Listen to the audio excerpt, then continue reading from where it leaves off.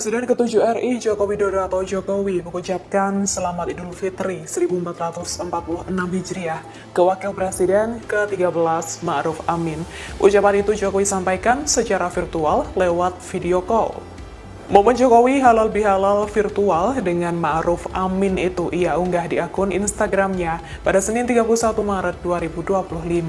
Jokowi mengatakan jarak lokasi yang memisahkan dirinya dengan Ma'ruf Amin tidak akan menghalangi kesempatan bersilaturahmi di hari Lebaran.